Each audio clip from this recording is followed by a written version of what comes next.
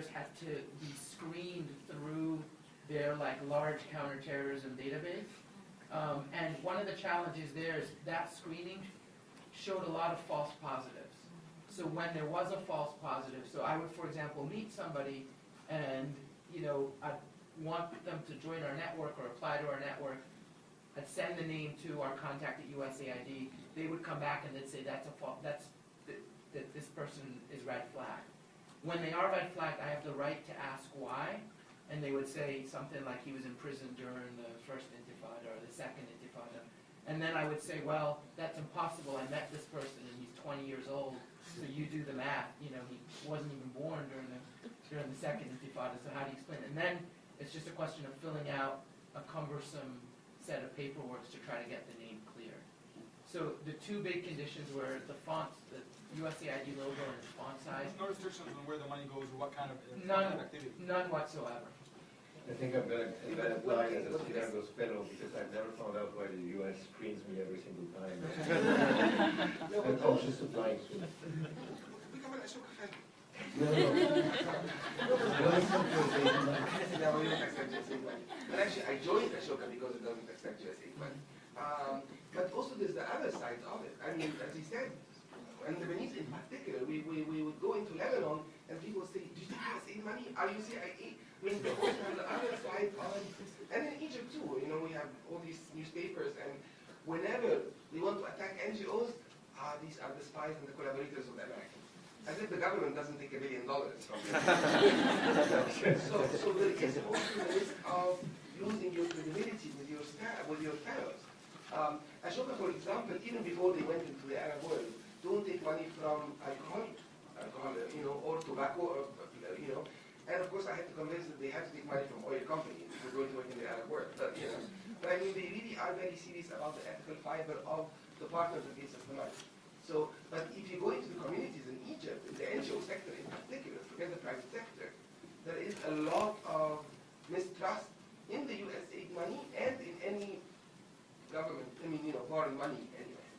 I would like to bring the panel to a close by asking each one of the panelists to give us in tweet form, i.e., as constrained as a tweet, the answer to the following question. Imagine that you have a young, aspiring social entrepreneur from the region that comes to you. It can be anywhere from Morocco to Yemen, wherever you want. Comes to you and says, I have this particular project. What wise counsel do you have for me? What would be your tweet-size piece of advice? Starting with Rami. Yes.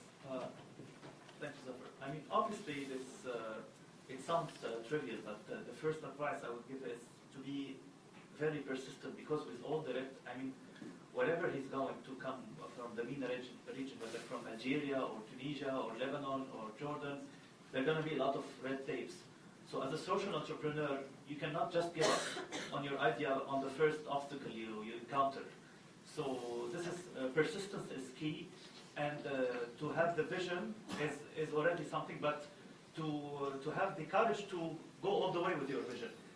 And one more thing also I would like to mention to the audience is that please, no matter what you are or you represent right now, whether you are a student still candidate for MBA at HBS or Harvard Kennedy School, or whether you're already graduate and you're an entrepreneur, or whether you are a not-for-profit, each and every one of us can already imagine himself or herself as a social entrepreneur.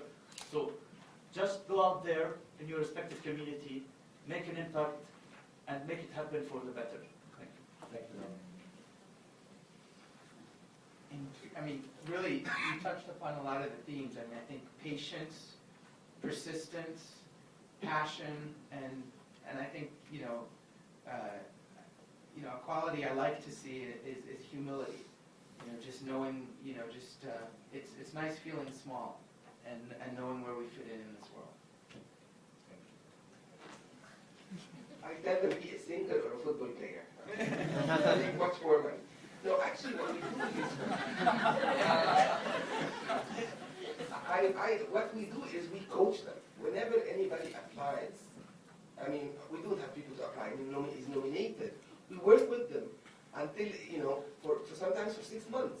So, of course, don't give up. but I believe that the social entrepreneur, somebody has already started, is not going to give up anyway. And most of the people that we go through our process are usually going to make it with us or without us. We just expedite the achievements of their success. But it's really coaching them, giving them, providing them with networks of people, peers who will support them from our social entrepreneurs, and basically give them hope.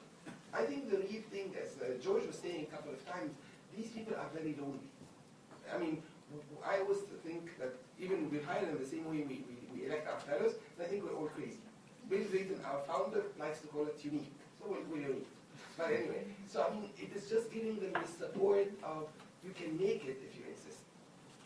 I would like to echo this and go back to Rami's point. I think each one of us simply doesn't realize the power and the influence that we have when we talk and counsel social entrepreneurs back in our home country. And to your point, yes, we're coming from a place where we're educated and we have power and we have influence. We can use it productively just by encouraging them, and with a few words, you can really change someone's course. You can connect him to a person that will make a huge difference to the cause. So our ability to influence for the good is significantly greater than what we think. You don't have to have graduated or be in a position of power to make it. With this, I'd like to bring it to a close. Thank you very, very much.